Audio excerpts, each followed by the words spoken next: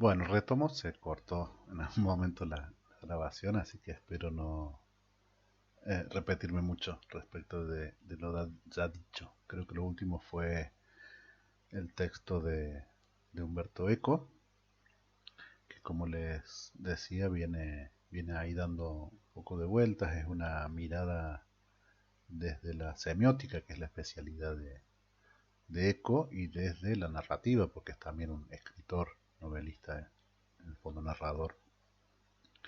Desde la psicología también se puede pensar en esta función que tienen las historias y los mitos de dar sentido, ¿no? Es muy interesante esta similitud que él encuentra entre el juego de los niños y el leer relatos o leer novelas o ver películas, valdría incluir, para, para los adultos, ¿no? En la niñez nos dedicamos a jugar como una forma de ir ensayando comportamientos futuros, ¿sí? Jugamos a ser y a hacer cosas que todavía no nos son requeridas, pero que en el futuro lo serán. Entonces nos vamos preparando, vamos haciendo ensayos.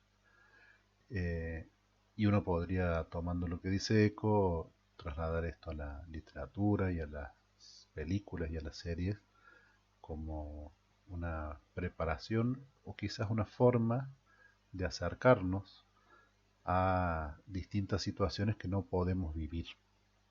Porque ahí vamos a ir acercándonos al nudo de la cuestión, a cuál es la pregunta que a mí me interesa responder o que me interesa hacerle responder a Rosa Montero a través de las respuestas que ella da en esta entrevista. La pregunta es qué sentido tiene, para qué sirve la literatura, para qué sirve contar historias, para qué sirven las películas, por qué las personas escribimos y leemos historias, hacemos y vemos películas. Y ella ahí va dando a lo largo de la entrevista varias respuestas, que creo que son todas válidas, algunas son bastante concretas, ¿sí? Ella responde más o menos directamente a estas preguntas y otras quizás no están tan claras, no son tan explícitas, pero tienen que ver con lo mismo y a mí me sirvió ordenarlas como en cuatro acciones distintas, ¿no? La primera tiene que ver con el huir, con escapar, porque está hablando de su novela. Esta entrevista está en el marco del lanzamiento de su nueva novela, que se llama La Buena Suerte, eh, y en ella cuenta de este personaje que eh, decide en un momento, en una parada del tren, bajarse y comprarse una casa y quedarse a vivir allí. Leo un fragmentito de lo que ella dice. Venimos al mundo con millones de posibilidades, millones de proyectos y de valencias, y de capacidades y de tentaciones. Pero luego, a medida que vamos creciendo, el tiempo nos va recortando como un jardinero loco todas las ramitas posibles, los brotes de otras vidas, y nos va dejando reducidos a esa única vara de nuestra existencia, que por muy buena y muy grande y muy bella, aunque sea la existencia de Marie Curie, siempre es muchísimo más pequeña que nuestros sueños, nuestras posibilidades. Es bien interesante esta idea de que cuando nacemos tenemos todas las posibilidades, todas las vidas son posibles, y a medida que vamos creciendo y vamos eligiendo, o la vida va eligiendo, o otros van eligiendo por nosotros, ya no son posibles todas las posibilidades. En el momento en que empezamos a tomar algunas decisiones, estamos naturalmente decidiendo abandonar todas las otras posibilidades. Cada vez que elegimos, cuando decidimos casarnos con una persona, estamos en principio, eligiendo no casarnos con todas las demás. Cada vez que elegimos una casa, estamos eligiendo no vivir en todas las otras casas. Cada vez que elegimos un trabajo, estamos eligiendo no trabajar en otros posibles trabajos, o cada vez que elegimos una carrera. Todas esas, por supuesto, no quiere decir que sean opciones válidas, ¿no? Eh, para casarnos necesitamos en principio el acuerdo de la otra persona, es decir, elegirla y también nos elija. Lo mismo con un trabajo, no basta con que nosotros querramos trabajar en algo, sino que se tienen que dar las oportunidades. Pero como sea, la idea de base de Rosa Montero es que no hay, esto nunca va a más, sino que se van recortando. Ella usa la idea de este jardinero que va, si fuera un arbolito, va recortando todos los brotes para dejar una sola línea, una sola ramita, que es la que va construyéndose, la que va creciendo en base a esas decisiones. Claramente, a medida que pasa el tiempo, y a medida que uno va tomando decisiones y que, como decíamos, la vida también va tomando decisiones por nosotros, las opciones son cada vez menos. Por lo tanto, la literatura, el cine, nos permite explorar esas otras vidas que no fueron la nuestra. Cómo hubiera sido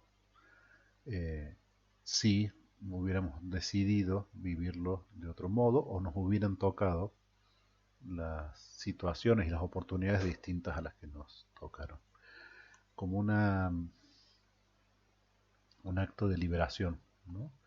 Por supuesto, sin abandonar la línea principal de nuestra vida, ¿no? Y esa es una idea central para hablar de estas cosas, que quizás debamos volver después, que es por un rato. Por un rato agarramos el libro, nos ponemos a leer y vemos cómo funcionan otras situaciones y otras vidas.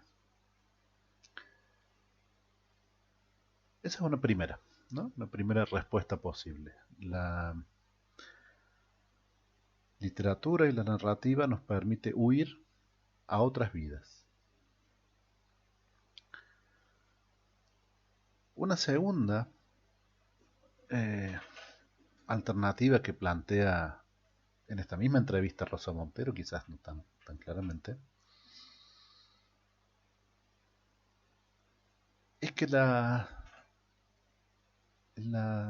ramita esa en la cual nosotros hemos ido construyendo nuestra vida, también nos impone una perspectiva, también nos impone una forma de ver la vida, y es el patrón habitualmente a partir del cual uno mide la existencia, ¿no?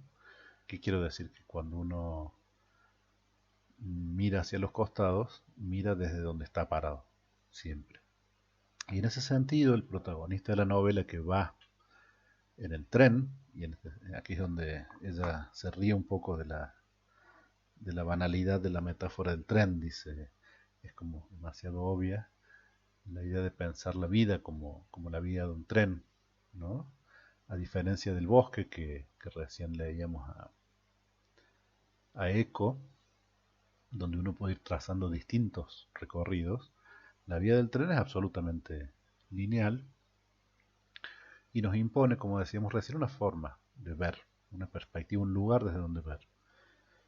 Y lo que hace el protagonista es pararse y correrse y mudarse a esa casita que tiene un balcón que ve a las vías, y cambiar la perspectiva y ver la vida, la propia vida incluso podríamos decir, desde fuera. Esto es otra función también vinculada a la narrativa, que es la posibilidad de ver otras perspectivas, de cómo se verían las cosas desde otros lugares. Esto probablemente sea más notorio en la novela, porque requiere adentrarse un poco en el pensamiento y en la mirada de los personajes, ¿no? Quizás en el cine es un poco más difícil, aunque si uno busca seguro encuentra ejemplos, pero eh, lo primero era ver cómo viven otras personas en otros países, en otros tiempos, en esta huida hacia otras vidas. Lo segundo es desde dónde ven, cómo lo ven ellos, cómo se ve desde otro punto de vista la vida o el mundo o el universo.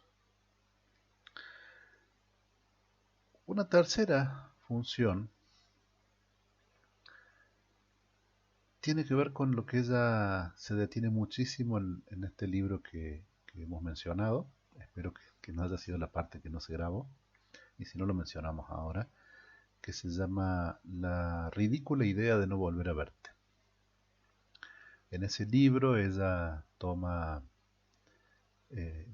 los diarios que Marie Curie escribió en el momento de enviudar, en el tiempo posterior a la muerte de Pierre, del marido, que además fue una muerte bastante sorpresiva y traumática. Y Rosa Montero toma esos diarios y los lee y escribe sobre ellos y reflexiona en el momento en el que ella también está atravesando los momentos posteriores a su propia viudez. Y todo el tiempo hace un paralelo entre lo que ella va pensando y sintiendo y lo que ella va leyendo en Marie Curie. Y una de las frases centrales de ese libro es que el dolor quita la posibilidad de hablar. Leo un fragmentito. En la ridícula idea de no volver a verte, digo que si puedes hablar de tu dolor y puedes contárselo a alguien, estás de suerte, porque entonces tu dolor no es lo suficientemente grande, porque el dolor verdaderamente grande y radical nos quita la palabra. El verdadero dolor es inefable, nos enmudece. Sin detenernos mucho en eso, digo, en la validez o no de esa aseveración, sí me parece que es claro, va a ser claro para todos, que hay un interjuego entre la palabra y el dolor. En primera instancia estaría lo que dicen en estas frases y que ella dice a su vez en el libro sobre los diarios de Marie Curie, esta sensación de quedarse sin palabras cuando uno está atravesando un dolor muy profundo. Es interesante pensarlo también al revés. ¿Hasta qué punto las palabras, el poder hablar y el poder pensar sobre los dolores, no es de algún modo lo que ayuda a que esos dolores sean menos profundos? De hecho es lo que suele, casi lo único que se puede hacer cuando uno está tratando de ayudar a alguien que está atravesando un duelo, ¿no? El duelo requiere tiempo eh, y requiere que se pueda pensar en lo que se ha perdido o en quién se ha perdido. Uno desde fuera, quiero decir, si uno no está en medio de esa situación, no puede facilitarle mucho las cosas a quien está atravesando un duelo, pero sí puede ayudar a que ese duelo sea más eh, eficaz hablando. Hablando y hablando hasta donde la persona, por supuesto, pueda y quiera, de quien ha perdido. Al revés de lo que muchas veces uno naturalmente intenta hacer, que es distraer a la persona y que piense en otras cosas y que no piense en aquello que ha perdido. Lo único que permite avanzar en el proceso del duelo es hablar y pensar sobre lo que se ha perdido. Y muchas veces, como hemos dicho que en la primera de las cuestiones que plantea Rosa Montero hemos perdido ya de entrada todas las vidas que no vivimos, la posibilidad de no solo de ver y de leer un texto, de ver una película, nos permite acercarnos a ella, sino que de algún modo nos permite establecer un diálogo sobre eso que hemos perdido. ¿Se entiende? Podemos pensar sobre eso que no somos, que no fuimos, o lo que fuimos y ya no somos. Y todo eso siempre nos va a acercar a que los procesos se vayan desarrollando del modo menos doloroso posible. Tenemos entonces esa primera idea de la huida hacia otras vidas, de vivir otras vidas. Una segunda que tiene que ver con ver las vidas, la propia vida desde otra perspectiva. Y una tercera que es poder pensar, y en algunos casos hablar, sobre la propia vida y particularmente sobre los dolores. Finalmente, una cuarta idea tiene que ver con el hacer. Aquí aparece una nueva figura, un nuevo personaje del libro, que está Raluca,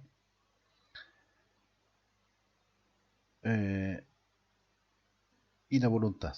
Vienen hablando con la entrevistadora sobre la aparición de esta tal Raluca en el libro, y dice Rosa Montero: su buena suerte es la voluntad de tener buena suerte, la voluntad de mirar la vida de otra manera, la capacidad de vivir la alegría. Ahí volvemos sobre la cuestión de la voluntad, pero sigo un poquito más. La alegría no tiene que ver con la felicidad. La alegría es esa capacidad animal de cada una de nuestras células de regocijarse de estar vivo, de regocijarse con lo que tienes en el momento, de disfrutar de las pequeñas cosas, que es lo único que poseemos en realidad. Así como hace un rato yo quería establecer una visión no exactamente igual a la de Rosa Montero en respecto del dolor y de la posibilidad de hablar y de pensar en el dolor, aquí también yo quisiera ser moderado respecto de la uh, obligación de la voluntad, ¿no? Sí me parece que esta invitación a hacer, y en ese sentido el ejemplo del personaje de Raluca, que tiene la voluntad de ver la vida con otros ojos y la voluntad de desear la buena suerte, puede llevarnos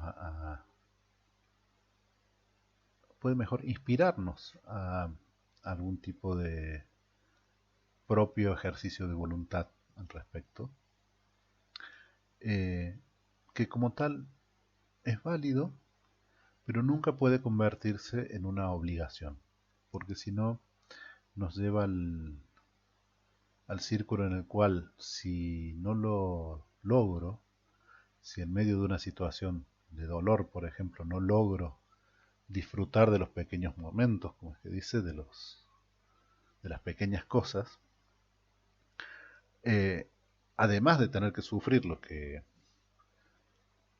estoy sufriendo, puede verse afectada mi propia autoestima, la propia mirada que yo tenga de mí, en tanto incapaz de poder ejercer esa voluntad. Eh, Me detuve un poquito en la palabra autoestima porque después en el contenido del curso vamos a retomar. Pero aquí, en la idea de que hay también una acción, ¿sí? Que la narrativa, además de permitirnos ver otras vidas y la propia vida desde otra perspectiva, de poder pensar y hablar sobre eso, también nos invita a modos de acción. Y aquí ya nos vamos a salir un poquito de la literatura, porque hay otra cosa muy interesante que dice la Rosa Montero. Dice, yo quiero una amiga como Raluca, porque es que a mí me ha salvado la vida. Qué interesante tener un cierto vínculo con un personaje ficticio, un personaje que no existe, ¿no? Sentir que uno querría ser amigo de esa persona. Y también muchas veces nos sentimos amigos de algún personaje. En este caso quizás es más curioso porque quien lo dice es la propia autora. Eh, pero aquí, decía, salimos un poquito de la literatura porque finalmente este hacer es el que nos muestra un poco los límites del sentido de todo lo que estamos diciendo, donde hay un punto en el cual necesitamos ya a otros. ¿Sí? Necesitamos a otros que, con quienes hablar y deshaciendo un poco el camino de las cosas que iban apareciendo en la entrevista. Eh, este hacer tiene que ver con la voluntad de cómo valorar algunas cosas, pero casi siempre tiene que ver con valorar personas, de estar con otros, y esos otros son los que también nos van a permitir eh, ver y hablar sobre lo que nos pasa, y si vamos a intentar ponerle palabras al dolor, necesitamos otros que estén allí para hablar con nosotros, y son esos otros los que también nos van a dar, en algunos casos, la perspectiva distinta sobre nuestras vidas, y muchas veces esos otros son los que viven las vidas que uno ha decidido o le ha tocado no vivir. Lo que quiero decir es que todo esto nos permite tener una mirada muy valorativa sobre la narrativa, sobre los cuentos, las novelas, las películas, pero que finalmente lo que necesitamos son personas. Eh, y en esta época, que es otra de las cosas que atraviesa todo el tiempo la entrevista, la situación del aislamiento y de la pandemia, la salida hacia el juego, que implica el internarse en los bosques narrativos, es un soporte fantástico. ¿Sí? Tiene todo lo que venimos tratando de describir, y a la vez no es suficiente. Necesitamos sí o sí el contacto con personas, y de hecho lo que uno tiende a hacer, y no otra cosa es este curso, cuando encuentra narraciones que le significan una perspectiva muy diferente a la que habitualmente tiene, o le permite ver vidas muy distintas, o le permite pensar sobre lo que le está sucediendo. Digo, una de las cosas que uno tiende a hacer es compartirlas, conversar con otros, y eso es un poco lo que